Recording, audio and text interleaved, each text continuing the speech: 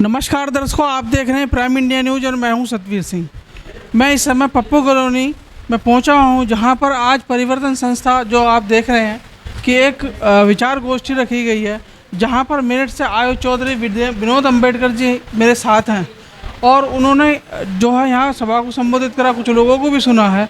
आइए उनसे जान लेते हैं कि परिवर्तन संस्था के क्या विचार हैं, क्या विचारधारा है। आइए। नमस्कार सर, आपका हमारे इस चैनल में बहुत बहुत स्वागत है। जी धन्यवाद। तो हम ये जानना चाहते हैं कि जो इस परिवर्तन संस्था की क्या विचारधारा है? परिवर्तन संस्था की विचारधारा ये है कि जो देश है वो सर्वोपरि है और देश मजबूत होना चाहिए और मजबूत देश के लिए मजबूत नागरिक होने चाहिए। नागरिकों में शिक्षा के लिए और बहुत सारी चीज़ों के लिए बदलाव की आवश्यकता है, तो उनमें बदलाव आए, उनकी सोच में बदलाव आए। फूले वाली विचारधारा का, अम्बेडकर वाली विचारधारा का, बुद्ध वाली विचारधारा का, कबीर वाली विचारधारा, तो वो बदलाव उनके अंदर आए, उसके लिए हम परिवर्तन संस्था का काम कर रहे हैं। तो जैसे कि आपने अभी इसमें दलित वर्ग को विशेषकर संबोधित किया है, तो इसमें क्या विशेषकर दलितों के लिए है या और भी जो कास्ट है वो भी इसमें जुड़ सकते हैं?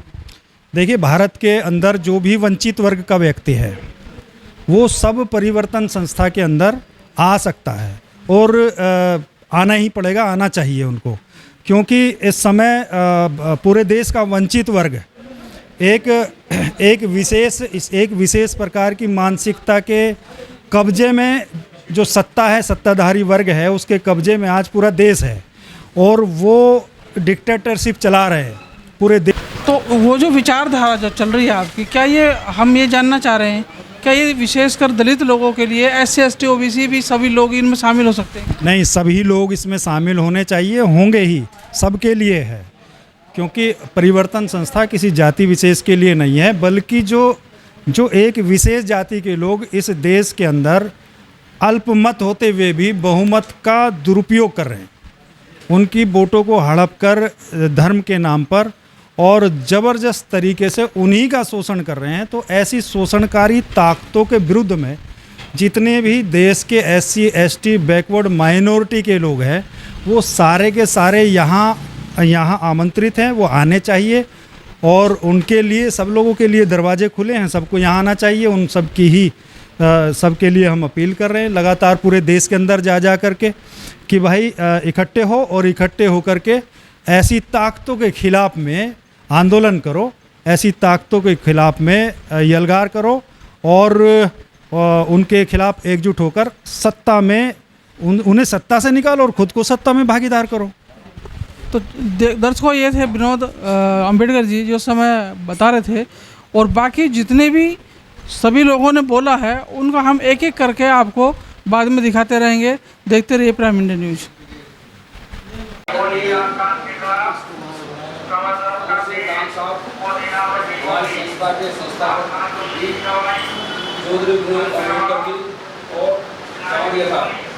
काफ़ी समय से मुझे जानते हैं और अध्यक्ष महोदय हमारे सुशील सूद साहब और आए हुए अतिथि सभी सम्मानित व्यक्तियों को मेरे तरफ से जय हिंद।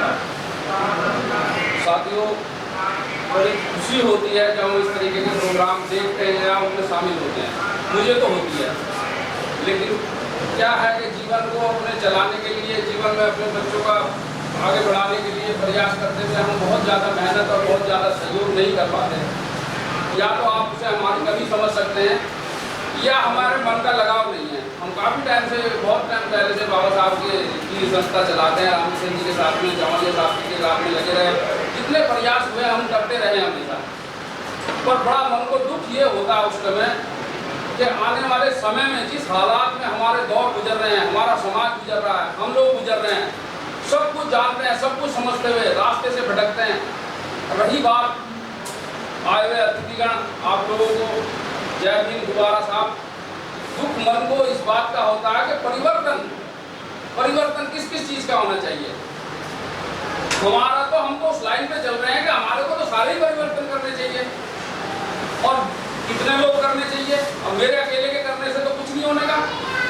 जो लोग शिक्षित हुए हैं, IPS अधिकारी बने हैं, जो लोग नेता बनते हैं, जो लोग अधिकारी बनते हैं, जब तक वो लोग हमारे समाज के साथ नीचे तबके के मध्यम वर्ग के लोग रहते हैं, जब तक वो जय भीम जय भीम जय भीम करते रहते हैं साहब, और जितनी उनके हाथ में ताकत आ जाती है वो एक दिन भी पलट के समाज की तरफ नहीं देखते।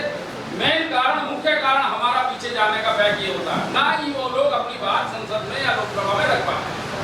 कितने लोग नेता, हमने कितने लोगों के झंडे लेके उठा के मेरे तो बाली सफेद हो गए, झुंडे लेके घूमते रहे। हमारा विकास ना हो, कम से कम भाई का तो विकास हो जाए। हमारा कोई मकसद नहीं है, हमारा अपना क्या है कि हमें तो 2 रोटियां मेहनत करते हैं, उसकी मेहनत मजदूरी की खाते हैं साहब। हम यही चाहते हैं कि भाई किसी भी तरीके से कोई एक भाई हमारा आगे जाके हमारे समाज की आवाज़ बुलंद करके इसको थोड़ी शिक्षा दे दे, इसका थोड़ा मन को, ये जो गलत रास्ते हैं ये बंद हो जाए। पर देखो बात ये नहीं है कि बात मैंने बहुत बड़ी कह दी, पर उसके भी हर चीज़ के तरीके हैं।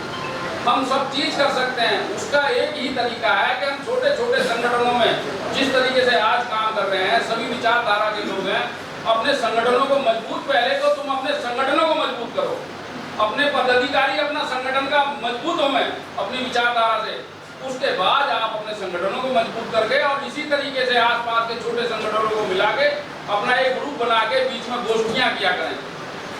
भाई गोष्ठी में जितने लोग आ जाएं, इसी तरीके की गोष्ठी वो बड़ी सम्मानजनक गोष्ठी होती है, जिससे हमारे विचार आदान प्रदान होते हैं, जिससे हम समाज को दिशा दे सकते हैं।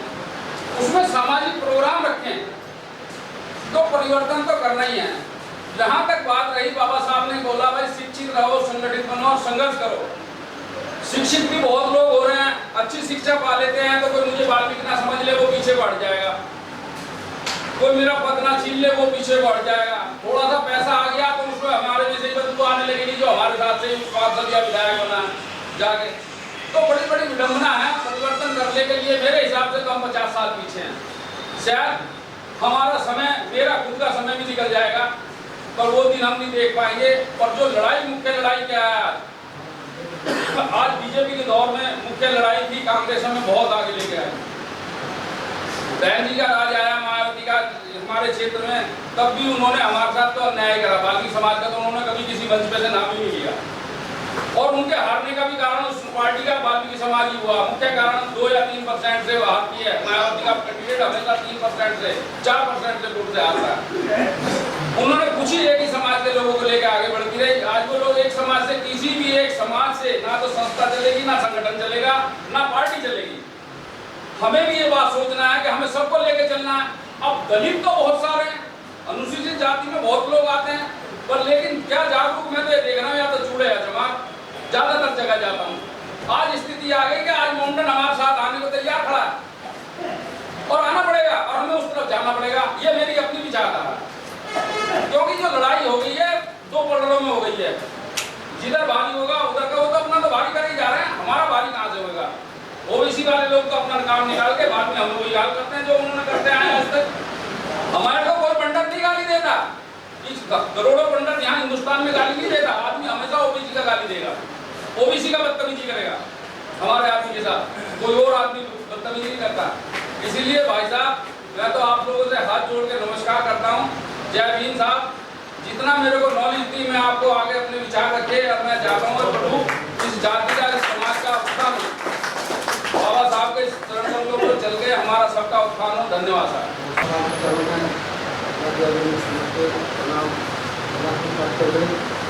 मैं कही कहूँगा कि वाल्मीकि जाति का कभी भी कोई उद्धार नहीं हो सकता बशर्ते कि जब तक हम अपना धर्म परिवर्तन नहीं करें। ये सब कुछ हो गया, अपने अपने विचार रखें, यदि के दूसरे को कहा उसने जरूरी होता अपने अपने विचार करते हैं। जो जिसके दिमाग में आती है वो तो कहते हैं। मेरे दिमाग में तो एक बात आती है कि जब तक बाबा साहब ने कहा कि ये शिक्षा सबसे पहले शिक्षा ये जरूरी था, लेकिन समय की बात की उस समय शिक्षा शिक्षा शिक्षा ही होनी चाहिए थी। बहुत कुछ नहीं, संगठन और संगठन का कुछ पता ही आ जाता है। लेकिन मैं अब समझ रहा हूँ कि शिक्षित तो बहुत लोग हैं हमारे समाज में, 10वीं 5वीं तक है तो शिक्षित माना जाता है, और जो उससे ऊपर पढ़ेगा तो वो क्या करेगा, अपना घर संभालेगा, अपने घर को बढ़िया करेगा, पत्ता डूबने चला जाएगा और अच्छा कमाएगा, अच्छा खाएगा। लेकिन समाज में जहाँ तक तो परिवर्तन नहीं आता है, परिवर्तन अगर करना है तो जब तक मैं समझता हूँ, जब तक हम हिंदुओं के पिछड़े बने रहेंगे, तब तक हमारा सम्मान, जो अभिमान है, जो हमारे साथ होना चाहिए, जो हमारा बराबरी हमें मिलना चाहिए, वो हमें कभी भी नहीं मिलेगा। कितना ही संगठन में जाओ, कितना ही संघर्ष कर लो, कितना ही शिक्षण कर लो, जब तक हम अपने धर्म पे अड़े रहेंगे ना, हालांकि तिरस्कृत धर्म है हमारे ऊपर जबरदस्ती ठोका हुआ धर्म है हिंदू धर्म। हम वास्तविक धर्म हमारा ही हिंदू धर्म।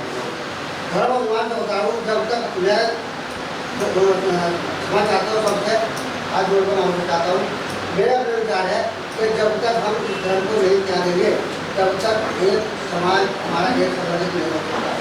जय भीम, जय राम। सोचा उस समय में उन्होंने कहा, क्यों?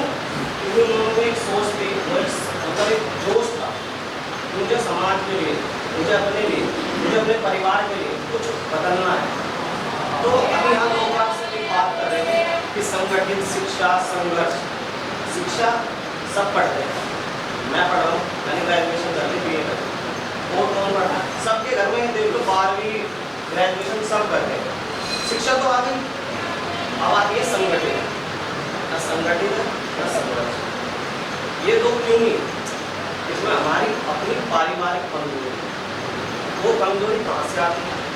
कमजोरी आती है क्योंकि हम अपने बच्चों को ये तो कह रहे हैं कि पढ़ना है, पर हम उसको कोई एम नहीं बता रहे। एम बताओ उसको कि भाई तुझे पढ़ना है, तुझे अगर स्कूल जाना है ना, बचपन से ही तुझे स्कूल जाना है, तो तुझे UPSC क्लियर करना है, तुझे डॉक्टर बनना है।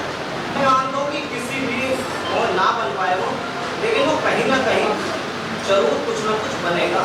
UPSC क्लियर नहीं करेगा तो टीचर बनेगा, टीचर नहीं बनेगा तो अच्छा वक्ता बनेगा, वकील बनेगा। ये तो हो गई पढ़ाई की बात। उसको ये भी समझाओ कि अगर विचार, संस्कार जो घर से सीखता है, आजकल हमने झंडे उठाए, भाई साहब ने बताया कि भाई हमने झंडे उठाए सबके, लेकिन वो नेता बन गए, लेकिन उन्होंने हमारी बात नहीं उठाई, हम तो फिर भी यही रहे। वो क्यों नहीं उठाई? क्योंकि उसको संस्कार नहीं मिले, ऐसे वो नहीं मिले। उससे क्या भाई मेरे को तो मिल गया, अब मैं इनकी क्यों करूँ, मैं तो अपनी करूँ। उसको ये भी बताओ जब आप किसी के साथ हो तो बच्चों को भी बताओ, अगर आप बड़े हो तो अपने समाज का करो। मैं कई समाज में जाता हूँ, मैं LLB कर रहा हूँ, मैं ब्राह्मण के साथ जाता हूँ, यादवों के साथ भी जाता हूँ, अपनी कास्ट के साथ। वहाँ बाबा साहब के बारे में ब्राह्मण बुराई करते हैं, मैं उनसे ये कहता हूँ ठीक है जी, बाबा साहब की तुम बुराई करते हो, उन्होंने मनुस्मृति जलाई, तो जी मैं वाल्मीकि समाज से आता हूँ, जय वाल्मीकि समाज आता हूँ, ठीक है।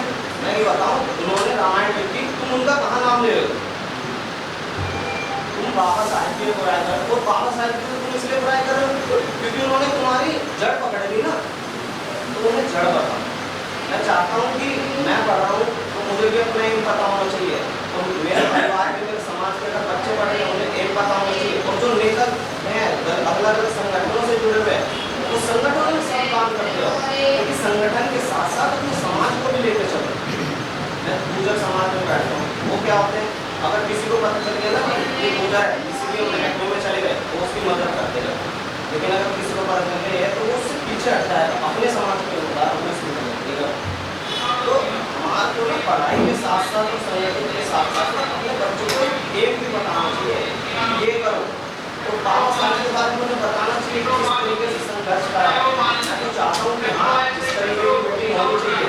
आजकल एक बहुत बड़ा दल अपने देश में है, सत्ता भी है, उसके बारे में बताऊंगा इसकी सत्ता क्यों, इसकी सत्ता इसलिए है वो कई सालों से कब्जा कर रखा है। आपको माइंड होता है ना, माइंड गेम खेलो, तो दिमाग से चलना चाहिए, ठीक है।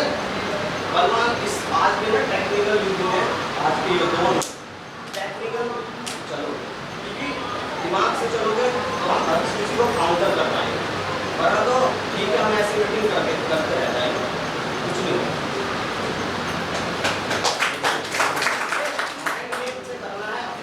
संस्कार देने हैं कि हाँ भाई आप पढ़ रहे हो, स्कूल जा रहे हो। मैं अपने समाज में होता हूँ, हर बच्चे ने 10वीं 12वीं कर रखी है, लेकिन स्कूल जा रहा है वो नशे में पढ़ रहा है। 12वीं वाला भी क्यों पढ़ रहा है? क्योंकि घर वाले सिर्फ क्या है, बिजी हो गए ना लाइफ में, तो उसको पढ़ाने भेज दिया, उसको ये नहीं देख रहे हो क्या कर रहा है, उसको ये और मैं कहना चाहता हूँ, हम 2 रोटी कम खा ले घर में, लेकिन उसको अच्छा पढ़ाओ, उस पर ध्यान दो। तो ध्यान देना सबने बंद कर दिया है। अब बहुत सारे लोग बैठे हैं, सबके बच्चे अच्छे स्कूल में पढ़ रहे हैं, मैं खुद पढ़ा हूँ, अब मेरी कहीं नौकरी नहीं है, मैंने भी पढ़ा, क्यों नहीं? कोई भी मेरा प्रोफेशन है, मेरे को समाज सेवा करने का, इसलिए मेरी नौकरी मेरे को ऐसे ही मैं ज़्यादा नहीं बोलूँगा। हमें क्या है, हमें बच्चों को पढ़ाना है, उनको एम बताना है उनको। और सबसे सही बात है कि अभी चल रहा है घर में छोटा परिवार रखो और सुखी परिवार, तो उसको अच्छा पढ़ाओ, किसी को रोकते नहीं। जब तक हम ब्यूरोक्रेसी और जब तक हम संसद में नहीं जाएंगे, ये पार्षद विधायक बनने से कुछ नहीं होगा। जब तक हम संसद में, जब तक हमारे संसद में हमारे 100 या 50 बंदे आवाज़ नहीं उठाएंगे ना, जब तक हमारा कुछ सुधार नहीं होगा। और ब्यूरोक्रेसी समझते हो, यूपीएससी में हमारे एक कम से कम 50 से 150 बंदे नहीं जाएंगे, और वो ब्यूरोक्रेसी लगती है बंदे, राजशाही में लगती है, लेकिन वो हमारी आवाज़ नहीं उठाते।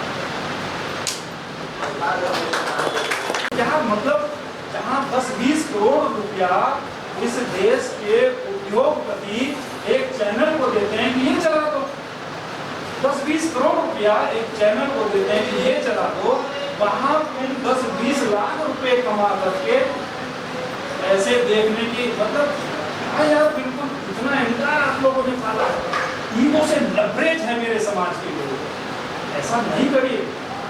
समाज के वो लोग, चंद लोगों को कह रहा हूँ, मैं तो पूरे समाज को कभी क्रिटिसाइज नहीं करता, वे कहीं भी बेईमान नहीं है। क्योंकि जब भी मैंने बुलाया, मैं ऐसा नहीं मैंने देखा कि मैं उस मीटिंग से अकेला लौट कर गया हूँ कि वहाँ लोग नहीं आए। जहाँ पर मीटिंग हुई है, जहाँ कहीं पर भी बुलाया गया है, वहाँ लोग आए हैं, वहाँ इकट्ठा हुए हैं। इकट्ठा हुए इसका मतलब वो एकजुट होना चाहते हैं, इसका मतलब थोड़ी बहुत पीड़ा तो उनके अंदर है, लेकिन तुम दवा देने वाले अच्छे डॉक्टर नहीं हो, तुम दवा देने वाले अच्छे डॉक्टर नहीं हो। यार तुम गाते रहते हो, इनको फूले पता नहीं, इनको अम्बेडकर पता नहीं है, पता जितना है उतना बता दो, तो कैडर की बात। हमारा लोग राष्ट्रव्यापी समस्या से पीड़ित है, और आप क्या समझते हैं, आप मोहल्ले स्तर के, जिला स्तर के संगठनों से कुछ उखाड़ पाएंगे क्या? कुछ नहीं होने वाला।